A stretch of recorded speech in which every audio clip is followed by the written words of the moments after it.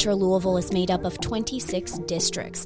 This podcast gives you a chance to connect with your council member and learn about what's going down in your district. Welcome everyone back to District Download. This is a very special episode. We're hitting 12, so we are halfway through the year, halfway through a brand new podcast started by Metro Council, so that's exciting. And for this episode, I have two people who are already pros at this by now, Councilman David James and Councilman Bill Hollander. So thank you for being here. Thanks for letting us be here. Glad to be here. So I think with this topic today, we have kind of an interesting opportunity to learn more about merged government. There's always a lot of terms that get thrown out in different occasions. Where people live kind of defines different aspects of their life when it comes to a merged government. And the reason why we're bringing this up now is because the topic for this episode is House Bill 314, which is going to have an impact on Louisville, Metro Louisville, Jefferson County, and our merged government. So do we want to go ahead and just simply start with what is this piece of legislation that came down this year? Let's start with that basic foundation. Well, it does a variety of things. It allows, for the first time in a very long time, even before our consolidated local government was formed, we could not have new suburban cities in Jefferson County. This would allow them for the first time. There's a delay in that process. It would also require Metro Council to approve annexations if there's a threshold of 66% of the people who are in that area, the registered voters in that area who want to be annexed. Currently, there can be annexations by suburban cities, but it requires Metro Council approval, and we're not required to approve them, although we have approved everyone that's come before us. And it appoints a commission to study in really a very broad way Metro government with a deadline to come back with a report as to how Metro government is doing. Those are the highlights, at least for me. There are a few other changes as well. So that kind of sets the tone as to we're going to be unpacking this over the next little bit in this episode. And already you brought up a lot of different terms that I think it'll be really helpful to lay the groundwork with those terms in and of themselves. We're talking about a merged government, urban service district. You brought up suburban city. So why don't we go ahead and toss out some of these terms first, and then we can start unpacking this House Bill 314. So where do we want to start in there? So let's talk about one of the things you first talked about. So you talked about merged government, and Councilman Hollander talked about consolidated local government. And for some people, they think those are different things, but we were actually talking about the same thing. And so if you talk about Lexington, Fayette County, you're talking about a merged government. They don't have any suburban cities whatsoever. They took everything and made it one government. In our particular instance, we consolidated government. So we had, before consolidation took place, we had 83 separate cities in Jefferson County. After the consolidation, we had 82 separate cities in Jefferson County, and the one city that was missing was Louisville. And so we now call what was Louisville the urban services area. And everything outside of, quote, the urban services area is still Metro government with these 82 other cities. And so and when I say other cities, I mean cities like Shively, J-Town, St. Matthews, Audubon Park, some very big ones and some very small ones.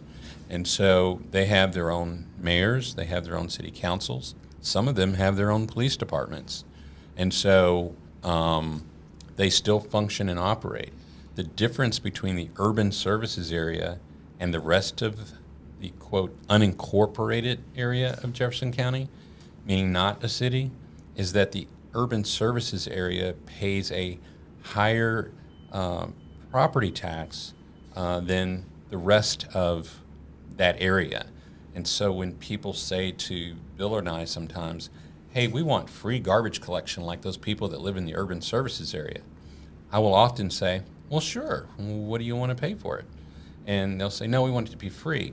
And they don't understand that the people that live in the urban services area actually pay a higher tax in order to have those services. So kind of how we split this up is we're talking about services and who's paying for what, depending on your area. And there is kind of some blurred lines there, like you were saying. If you're living out in what people would consider the county, but you're still part of Metro Louisville, you're still paying for services. They just might be a little bit different, but that reflects then on how much you're paying. Absolutely. So that kind of covers, does that cover all of our terms? Or I'm sure we'll hit a couple other terms, or is anything else popping up right now that you think, let's define this now before we keep going? I think that covers it. Okay. All right. So with House Bill 314 now, what is that looking at? And I know one of the biggest parts is talking about, can we form a new city? So what was it before that we had, and now what does this bill do? So even before consolidated local government, there was a compact between the old city of Louisville and Jefferson County, which forbid the creation of new suburban cities. So that was enacted by the General Assembly, I don't know, I think it's 30 years or so ago. And then with consolidated local government, the statute provided that there would be no additional suburban cities. The ones that were in existence could continue, and after a 12-year period, they could even expand with Metro Council approval by annexing some additional area. And I think we sort of have to go back and think about, what was the purpose of consolidated local government. It had a variety of purposes, but one of them was to stop sort of annexation wars. So there was a lot of activity in the community. It's a long time ago, where one city would be annexing, city of Louisville would be annexing. You had fights over territory, and those fights are over revenue. Who's going to get the tax revenue from those? Also, what services are going to be provided in those areas. So all of that was sort of fixed with the merger statute. I'll call it merger. It's really consolidated, as David said. And we had this moratorium on new cities.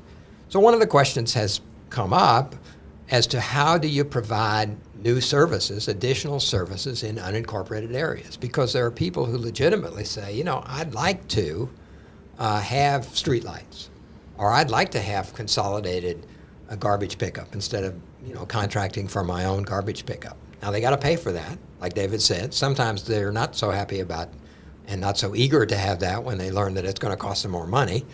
But some people do want to have that kind of thing. And so how do you provide those kind of services in unincorporated areas? That's where there's no suburban city. They're not in the urban service district. And, one of the things that I think people have not focused on, and Metro government has not used because nobody has asked us to, is a section of the Consolidated Local Government Statute, 67C 145, which says you can have a service district. And the people in that area can say, I want to have garbage pickup, and I want to pay for it, and petition Metro Council to establish a service district in that area to provide those services. Nobody has done that in the entire history of Metro government. And as House Bill 314 went through the legislative process, one of the interesting things was we kept saying there's this provision called 67C 145, and nobody would focus on that. Really, nobody wanted to talk about that. Instead, we just moved immediately to, no, let those people form a new city. And there are implications in forming a new city. So, and everybody admits this. We have, as Louisville Metro government, we fund some of our county services with insurance premium taxes and with municipal road aid funds that would no longer come to Louisville Metro if a suburban city is formed. So there's a risk to funds that we currently have in Louisville Metro and that we provide countywide services with as unincorporated areas go away and become new suburban cities. So that's, I think, the financial issue that we're talking about here. And we hope that people will begin to focus on, are there other ways to provide those services in unincorporated areas without taking money from Louisville Metro that we really need to provide countywide services? And we can talk about what those countywide services are, because I think sometimes people in unincorporated areas, because they don't have garbage pickup, because they don't have street lights that are provided, because they don't have other things that people who are in the urban services district pay for, they sometimes think, well, I don't get anything from county government. And of course, that's not really true. We can talk about some of the things that everybody in the county gets from county government, and that are threatened, really, as tax revenue is taken away from Louisville Metro. Let's talk about some of those while we're here then. What are some of those things that someone might not think about that they are actually getting for what they're paying? During the pandemic, I think everybody was really happy that we had a health department, right? That's a county health department, which comes from Louisville Metro funds, not from any suburban cities. Everybody in the county, including people in suburban cities, pays for that. We have a library system. All of that is funded by Louisville Metro. We have corrections. Even if you're in a suburban city that has its own police department, when someone is arrested, no suburban city has anywhere to take them. They come to the county jail, which is a pretty big piece of our budget. We have LMPD. So there are lots of services that are countywide services that people don't think about that are funded and, can be put somewhat at risk as revenue goes away from Louisville Metro to fund those services. What I'd like to see done is to provide services that people want and are willing to pay for without taking away that money from Louisville Metro. That's why we focused on 67C 145, and unfortunately we couldn't get other people to focus on it. But it's not too late. It can still be done. Right. This is something that still exists. So, maybe as there's kind of an education process of 314, there's also an education process of what do we actually have and did have before. So now there's kind of this, I guess, hodgepodge is the first thing that pops up into my head of someone in an area could say, yes, it's garbage. That's just what we need. We don't need to create a whole new city for ourselves. That's what we want. Right. So then how do we go through the process with Metro Council in order to do that versus a large group of people would need to go ahead and say, we want a city. So there's two avenues now for people to do this. One could potentially have large financial impacts on Metro. Right. That's correct. And I think what we need to do is guard against taking revenue from Louisville Metro that we really need for countywide services that everyone benefits from in order to provide those new services in unincorporated areas where people want the new services. And we definitely need to provide services where people want them and are willing to pay for them. Absolutely. If nobody has any quarrel with that. The question is how we do it. Mm-hmm. There's going to be an opportunity, though, and I know David will want to talk more about this, there's going to be an opportunity to have a commission, which is also in House Bill 314, we haven't mentioned that yet, to study how Louisville Metro government works, and hopefully all of that will be discussed as part of that commission. Absolutely. So part of the House Bill 314 says that the mayor has to establish a task force, a commission, to study those things and then come up with a report by next fiscal year. And we have a very short period of time to get that done. And some of it's going to be very challenging because I don't know that we actually have the tools to do some of that right now. That actually came up in one of the budget hearings, right? We're talking about financial reporting and not just creating of, new cities, and is our system set up to be able to handle that, or is that going to be all manual and extra time and extra money? Is that what you're talking about? Because Right. that's what my brain remembered. During one of Councilman Hollander's budget, Councilman Hollander's chaired the budget committee, and so he had a hearing, and I think it was with the administration presenting just a basic overall financial picture. And I think Bill has the legislation there. Maybe if Bill read it, it would. Well, it actually calls so this actually calls for this is a separate section of House Bill 314 that calls for at least an annual reporting to the Urban Service Tax District Board and Metro Council containing but not limited to detailed operating and capital expenditures of each service performed by the consolidated local government. And so some of that's fairly new reporting for us, in which is with what services is provided within the urban service district, what services is provided outside this urban service district. For example, our solid waste operates principally within the urban service district, but also does some services outside the urban service district. When the tornado happened, for example, they were out there collecting that kind of debris. So that how that all gets done, it's going to take some time. That's in effect now. Some of these provisions have been delayed, but that's in effect now. So there'll have to be that annual reporting, presumably next year. And there are some systems issues in getting all of that data together. Right. The software that they currently use within OMB, the Office of Management and Budget, does not fully have that capability to do that. And so we have to be very creative about how we gather some of that information. And one of the things that Bill just talked about, the solid waste management, for example, a lot of times people will say, well, why don't we get somebody else to do that? And I'll often say, well, that's not all they do. And most people don't realize that solid waste management, the people that pick up the garbage, are also the same people that do the street sweeping, that are also the same people that you see on the expressway or on the side of the road where it says Clean Collaborative on the side of the truck, where they're gathering garbage and things that people throw out of their windows for some reason, or the alley cleanup team that travels through the alleys of Louisville to gather garbage, or when there's snow on the ground, they're the ones that are actually plowing the snow, or when there's a tornado, they're the ones that are out wherever they are in the county picking up debris and rubbish. And at Christmas time, when you bring in your Christmas tree, or when the river floods, who's it gets the mud off of all the roads and cleans it up so we can use them again? Solid waste management. And so it's just not just that one myopic thing that they do.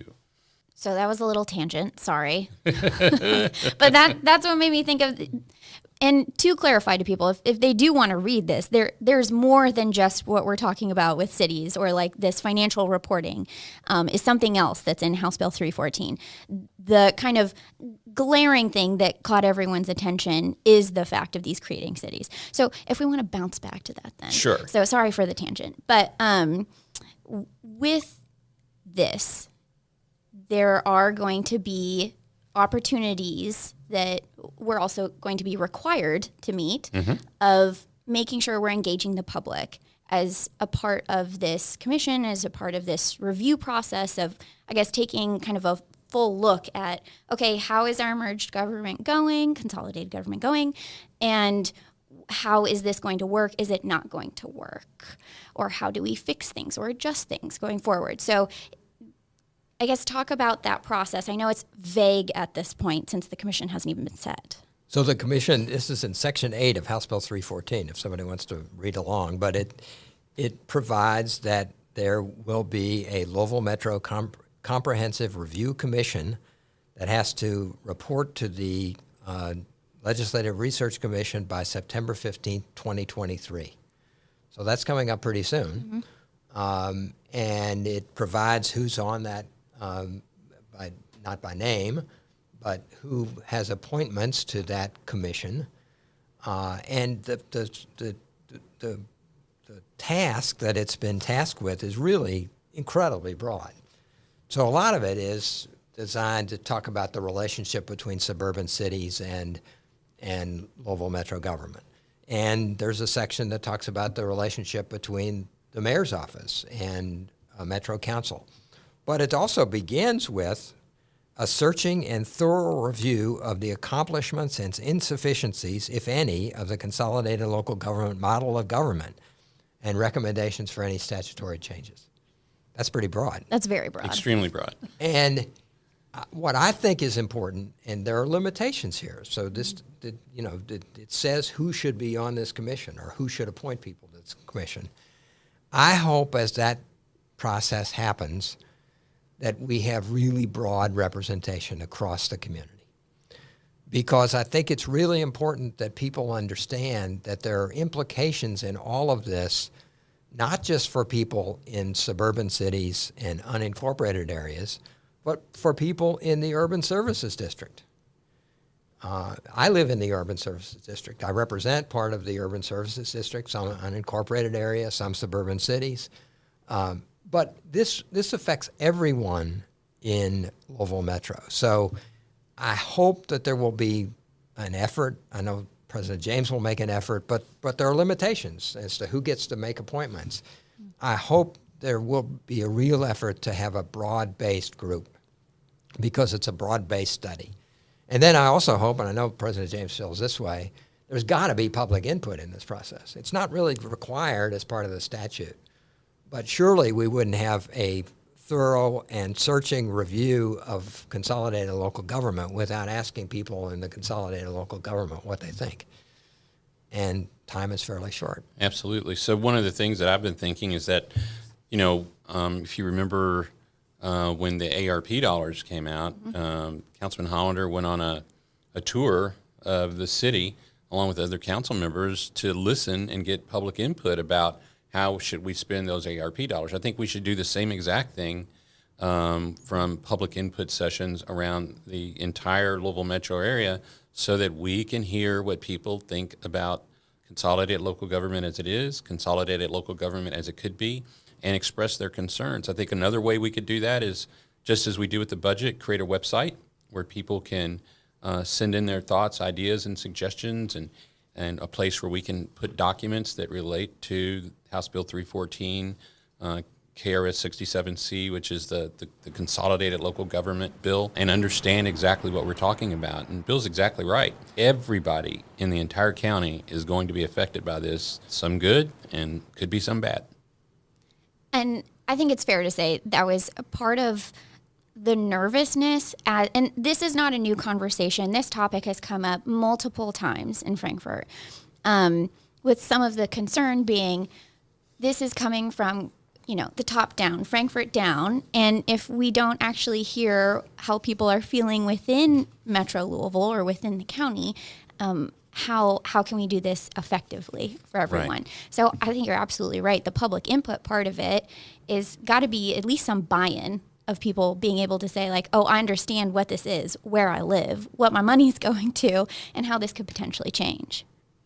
Absolutely. I personally would have preferred that you had this kind of conversation before you made some changes in the law, but it is where we are now, and so I think this conversation needs to be broad-based and start soon, and understand that it affects everybody. I'm worried, frankly, a little bit that it's going to look like, because there is a lot of language in here about suburban cities and unincorporated area, it affects other people. We just talked about countywide services that are provided throughout the entire county. It potentially has some financial effects, and I want to talk about one more in a minute, on people in the urban services district too. They need to be involved. Everybody needs to be involved in the process. And if this is another tangent, we can hop back around for whatever because I don't want to cut your thought. But you mentioned early on in this conversation the annexations that we have seen with Metro Council and have approved every single one. There was one just recently with J-Town. Do we want to explain kind of that as an example of how things have been working? So what starting 12 years after merger, which was 2015, annexations were allowed with the approval of Metro Council. And so what the process has been that a suburban city would get a petition from people saying, I'd like to be part of whatever suburban city. You mentioned J-Town. It's also happened with St. Matthews and a few others. And would then present that to Metro Council, and we would ask questions. And we actually came up in a bipartisan way in 2015 with sort of a model as to the kind of things we should look at. What lost revenue would there be to Louisville Metro? What savings would there potentially be in terms of, not having to provide sidewalks or streets in the future, and sort of study all of that and then see whether it's a good deal. Not just a good deal for Louisville Metro financially, but a good deal for the citizens, and make a decision about this is a good thing for the county. And after doing that process, we've approved every one of them. Most of those have been fairly small, a few houses sort of stuck down a road somewhere that are in an unincorporated area and feel like they would receive better services if they were attached to the suburban city that they're near to. A few of them, the J-Town was a little bit bigger, a fairly good-sized subdivision, but we looked at what's the potential for growth in that subdivision.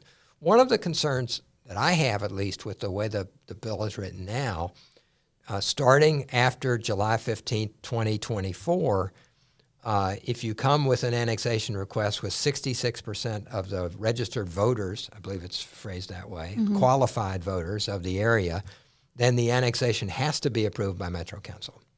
Well, theoretically, you could get into fairly large annexations there of commercial areas, for example, or future growth.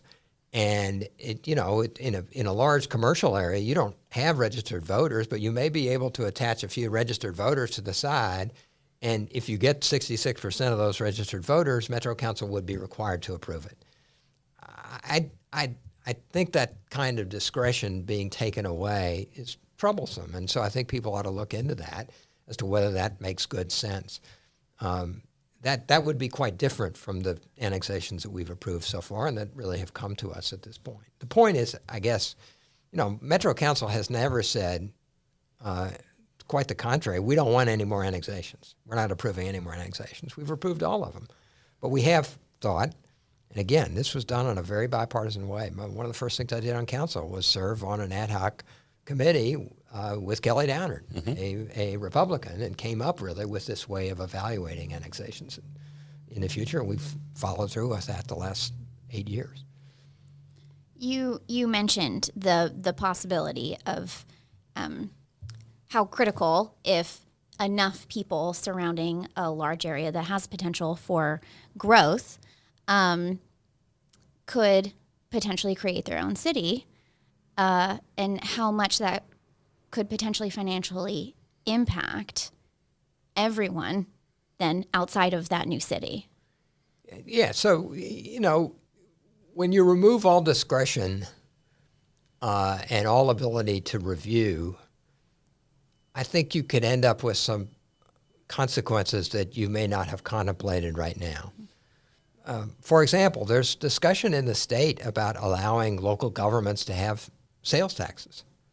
We can't currently do that under the Constitution, but there's a big movement across the state supported by the Kentucky League of Cities and Kentucky's Association of Counties and other people to begin moving toward that possibility. What does it do if you have suburban cities? Who collects the sales taxes in those areas? All that's sort of undetermined at this point. And so I think, saying potentially we would have a lot more suburban cities than the 80 we currently have, or that we'd have a lot more people in suburban cities than the people that we currently have. And there would be nobody who had an ability to review that at the county level. It's just something we should think real hard about. And I hope that gets discussed as part of this commission too, because those provisions don't take effect that I've just talked about, the required approval of annexations in new cities until July 15th, 2024. That's after this commission reports, and I think it was written that way. So people ought to have input and hopefully make wise decisions about that. I'll just say one other thing. I mentioned this briefly, but I think it's important.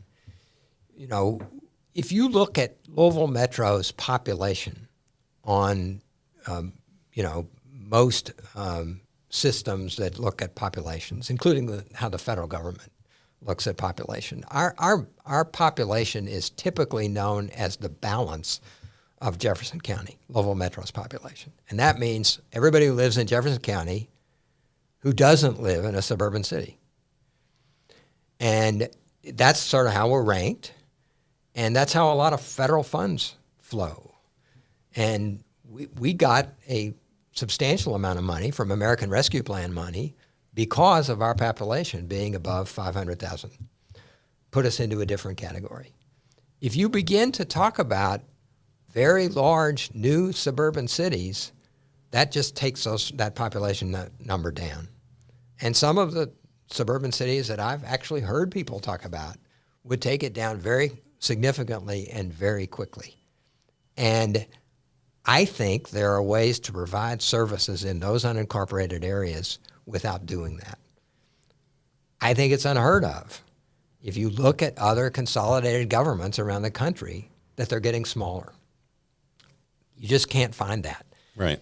And I don't think we have to do that here. And so I hope this commission will really delve into that. That's certainly something that should be looked at as part of this whole study. Absolutely. The financial impact that this can create upon other people, I think, can have some huge unintended consequences because then Louisville Metro, for example, could be faced with, well, how are we going to provide police services if we don't have money to pay police officers because these small cities have taken away that revenue? And then the only option you have is to raise taxes or to lay off police. And that's where you're at. And I don't think there's any thing good that would come from that.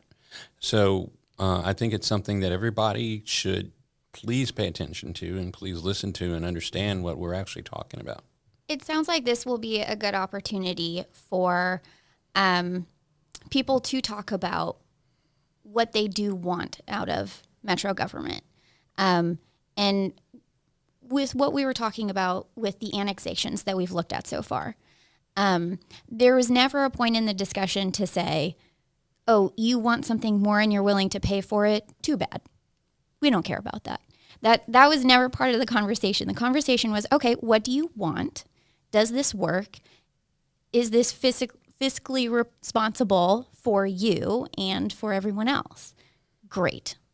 Stamp it, seal it, and approve it because that made the best sense for those people to be annexed into those areas. So there are groups of people saying, you know, we want this or we want more, we want to add this. Great, let's have those conversations and see how can this work to make sure you do get that, but we're not hurting the whole in the process. I think that's a great way to put it. Yeah, I agree. think that's a great way to put it. And it's really important that people understand exactly what you said. No one who had concerns about House Bill 314 that I know of, certainly not me, and no one else that I know of, said, no, we just don't want to provide services that people want. That's not acceptable. No one thinks that's acceptable. The question is, how do you do it? Mm-hmm. And as you said, how do you do it without hurting services to other people in the county? Right. I think the overall goal is to do no harm, right? And is we try to make government work for everybody without hurting people in the process. And it's a fine line to do that. And I think that that's the current concern that we are expressing. And I'd like to go back just a little bit to how we got here. So when Bill was talking about the compact was the county and the city shaking hands and saying, okay, we're not going to annex anything. The county is not going to annex anything as long as the city doesn't annex anything. And we'll share some revenues in that process in order to keep each other at bay. And prior to that agreement, the county was annexing things to take revenue. The city was annexing things to take revenue. And it was totally revenue driven. And it was annexation wars basically taking place. And that was not good public policy nor good public government for anybody. And so that's how they came to that agreement. And so the conversation about merger and consolidated local government had been going on since 1956. And so that's a lot of public conversation until it was passed in, I think, 2001, if I'm not mistaken.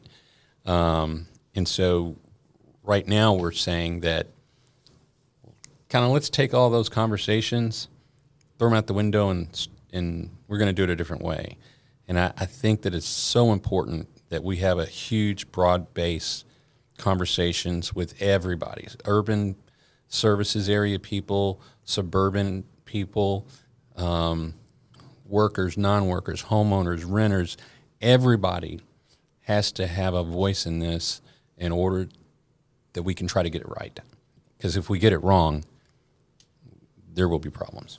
Yeah, and I think we've touched on it, and the problems are, far-reaching outside of your neighborhood and your trash pickup. We're talking about, how much do we qualify for federal aid?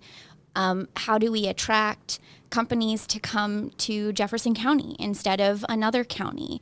So there's so much involved in that one conversation, and I absolutely agree. I hope we can touch people from one end to the other when we're having these kind of public input, however that's going to look, sessions. So whether it's online or in person, I think that's going to be critically important.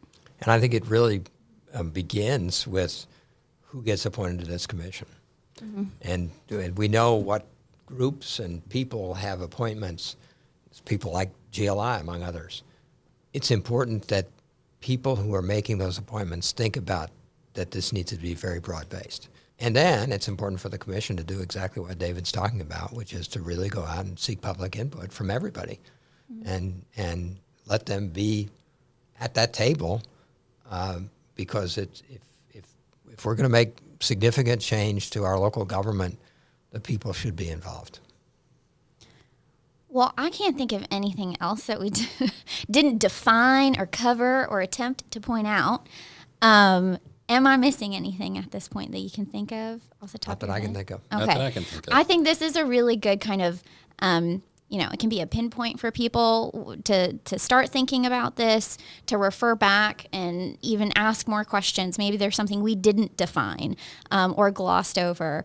If anyone has questions, feel free to reach out, because then that's a good point for us to know of, okay, this is what we need to define moving forward. Or, when we're thinking about this commission and who's going to be on it, here's a point of interest for people already that we know of. So I'm glad we could have this conversation early. And thank you both so much for being here. Thank you. Thank you.